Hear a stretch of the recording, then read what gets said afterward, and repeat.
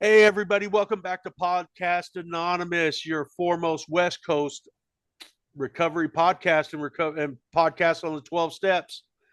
Man, I have an awesome opportunity today, guys. We have Joel Anthony from Sober Sessions. And this man, I'm going to tell you guys right now, has become one of my staples in my personal program. The things that he writes and the things that he posts, they are in a language that I can understand. They've got the same mentality, you know what I mean? And I'm totally blessed, and he speaks to my heart every time. So I'm glad, man. I'm awesome. But we're going to tackle some subjects today, right? It's been brought to my attention. People, places, and things, man. People, places, and things come into our life that we do not accept. We're just going to let them torment us, and we are going to talk about how not to torment. And I promise you, this is going to be raw, right? Neither one of us hold punches. No, sir. Right. And neither one of us are down for any chaos. So, man, hey, Joel, hey, introduce yourself a little bit, man, and let everybody know, give a little insight on yourself, brother. Yeah, man. So my name's Joel Anthony and I should be dead. Yeah. I was born and raised in New England, specifically New Hampshire. I've lived there. I don't know, I'm 38. I lived there for 37 years, so my entire life, and I felt like I grew up like any normal kid, I guess. What I thought was normal. My dad left my mom when she found out that she was pregnant. I was raised by my mom and my stepdad. My stepdad, I guess I look at him as like my father. He's been there since pretty much the day I was born. And like I grew up, I guess, like I said, normal or what I thought was normal. Like my stepdad was a really bad alcoholic, and I remember him. Like I remember growing up and hearing him and my mom fight constantly, and just that crazy traumatic craziness. And again, I thought it was normal in my life because I'm like, well, this is what it is, And I remember I used to tell my mom, I'm never gonna be like that, And I remember, but like addiction doesn't give a shit what your innocent mind thinks Right. as a kid, Right. you know, because I grew up and I became exactly him, and I don't blame him for any of it. I don't blame him for him being an alcoholic at the time. We are our own people and we make our own choices. And Right. unfortunately, that little piece inside of me was always there. And it's when I got older, in high school pretty much, where I think I started to feed that addiction slowly and I didn't even know it. I have ADD. I had a hard time in school. I had a hard time paying attention. So they put me on amphetamine salts, Oh, yeah. Okay. and I was like, all right, didn't think anything of it. I thought, I'm like, well, they're prescribed by a doctor. It's fine. Yeah. And like, I was only supposed to take like, I think one a day, like a half in the morning and half at noontime. Bro, I was eating like three, four a day, So let you me, know, because let, I'm like, I can get shit done. I go to yeah. work after, I paint cars, man. I'd come home. It was like good, I was getting Hey, shit done. hey, so let me tell you, so let me step in a minute. So look, check it out. My little brother was prescribed Ritalin when we were kids, right? And it's Mother's Day. And I just figured out, because I just started, I think I was 15. I just started dabbling around with the meth. And I figured out that my brother's Ritalin is off the hook, but you got to take like 10 or 12 of them, right? Hey, so I talked my little brother into it. I'm like, Jason, come here. You know what I mean? Because as long as we both get in trouble, it doesn't matter, right? Right. So I talked him into it, bro. It was Mother's Day. My dad done took my mom somewhere for Mother's Day. They're doing the thing, and I'm like, hey, look, let's clean the house for mom for Mother's Day, bro. And we wiped that whole bottle out, right? Wiped it out, bro. I took half, I gave him half, right? And we cleaned, bro. We cleaned this whole house, right? Hey, It's my the mom, truth though, bro. It's the truth. hey, and mama came home and she says, oh, thank you, boys. I love you so much. You best boys. But then the next morning, she goes to give my brother his medicine. Hey, hey, where's your brother's medicine? Right? I don't know. I don't, I what are don't you know what talking happened to about? I don't know it. what happened to it. I still ain't been asleep, right? I've been up all night laying in bed. Yo, for real. Hey, so we're gonna we're going to tackle the subject today of protecting your peace, right? And when I thought about this, I thought, you know what, I'm going to bring Joel on here because we both look at it the same way, right? Everything I watch this man post, it just enlightens and it just backs up what I think. Let me ask you this, Joel. So you protect your peace the same way I do, right? I'm addicted to peace, right? Like I've never Mhm. had it my whole life. I'm strung out on it now, Right, bro. right? When people, places, and things, man, when they come into my life, and I'm hard about it, right? Like I've become a professional now at the hard choices, right? Like I got no problem with it, you know. So let me ask you this: when you get things, people, places, or things, man, that drag a little chaos into your life, how do you handle that? What do you do to deal with that? Man, for me, they say to pause. Right, That's something that I've worked hard on being able to do because not everybody in those moments can stop and pause and really take a moment. right, We just instantly, our brains, like the world moves so fast that we don't know how to slow down. right, So if you can master that, hold on a second, what the fuck is happening right right, now? right, And that's when people, places, and things, man, they really start getting to me, man. I have to stop and I have to pause. And then I ask myself multiple questions, but I ask myself, what is it that I'm feeling right now? right, Okay, I feel angered or I feel, uncomfortable or whatever the case may right, be. And then I go, all right, why do I feel this way? And that's where we have to dig deep into our own mind, dig deep into our playbook. Like, why do I feel this way? Because there's a reason why we feel our emotions, whether it's a trigger, whether it's trauma, whether it's something that we've gone through in life. So for me, man, I usually just I stop, I pause, I pray, but like I really try to dig deep on why I feel this way because if I can understand why I feel this way, I can handle it better next time it arises, if I allow it to arise next right, time. Like we were talking, sometimes you have to go to certain places, and you can't help that. I don't know. Like I used to go to the grocery store, right? I'll say this, okay? I used to joke around. So where I'm from, we have this grocery store called Market Basket. Right next door to Market Basket, there's a liquor store. And I right. don't know if it's just a thing that New Hampshire does, but beside every Market Basket is a New Hampshire State liquor store. And like, I remember once I got sober and I would go grocery shopping with my ex-wife, the parking lot would always be littered with nips, those small little, some Yeah, people yeah, call yeah, airplane bottles, whatever you yeah, want to yeah, call them, yeah. I call them nips, littered.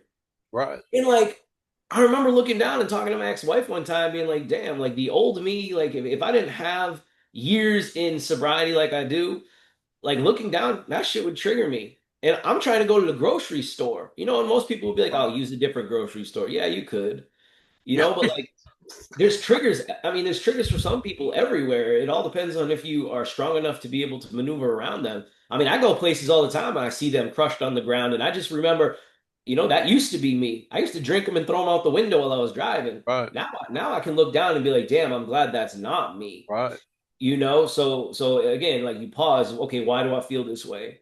But like we were talking the other day, man, about people. right. That's the easiest one for That's the me. easy one. And I understand that people have a hard time with that. Yeah, I get it. I've talked to a lot of people, but man, I will be honest with you, I protect my peace at all costs. At all And if we costs. in mid-conversation and you ain't even talking right, I'm out. I will Right. walk away and not even think twice. So here's a And here's the crazy thing, right? You brought up pause, right? So the book I read, it says we pause when we are agitated or doubtful. I'll let every one of my friends now that watch this, that are in my life, if I pause while we're talking, the next outcome is not going to be good, right? hmm Because I hmm got no problem. Like I said earlier, I've kind of become a professional at the hard decision, right? Man, if I need to get rid of somebody, I get rid of somebody. I've come to the understanding myself that if it is my brother, my dad, or this lady I live with, or my daughter, but you are subject for the chopping block at any time. For real, bro. For real. That ain't even a joke. Like That not ain't even even a like joke, bro. You good, my man. Yeah. I've identified some things, and the reason I'm bringing this up, man, is we've had some sisters, and I'm just like listening, and I'm like, man, you guys, I wish I could come over there and help you, right? Like, I Yeah, definitely, man. hey, we would inventory this whole thing, and I would say, go, go, go, go, go, stay, right? This one will stay, this one will stay, go, go, go, right? Hmm. But we give suggestions, man. I don't understand. But the problem is, like I said earlier, man, I've become addicted to this piece. And I've I think become that's the thing. addicted. I So think let that's me the thing too. that's the wild thing, man, I just reposted something you shared on Instagram, man. It completely blew my mind. And if you guys haven't followed Sober Sessions on TikTok, Facebook, or Instagram, I'm going to tell you right now, you're missing out.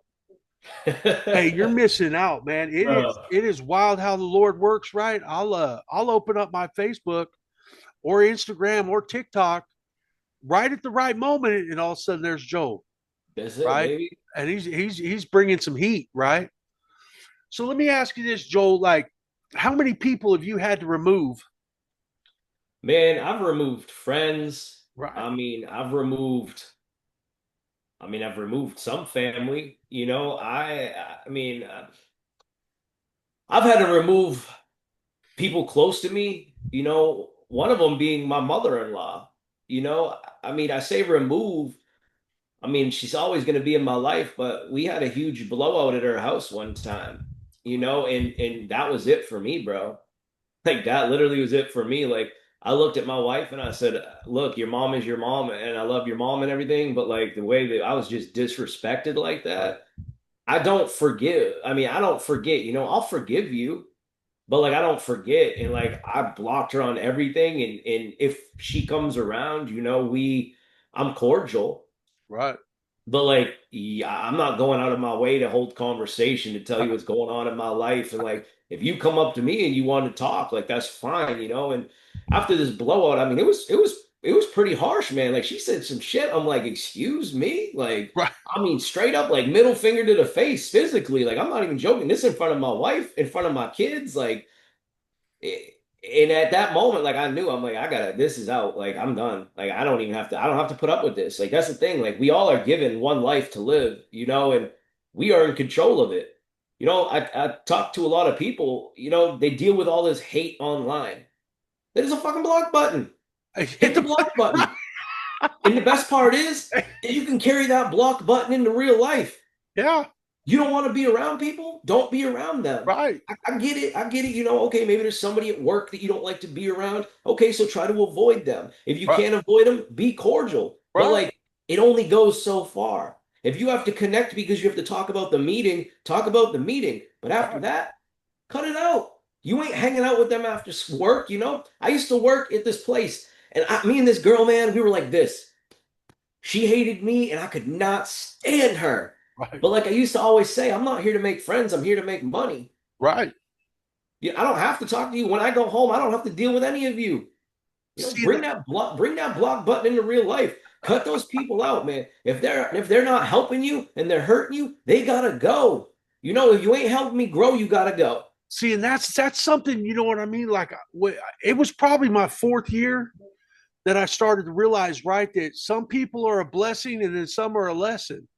But those people that are a lesson, they're just here for a season, right? That's it, They, baby. they, That's it. they were just there to teach me that lesson.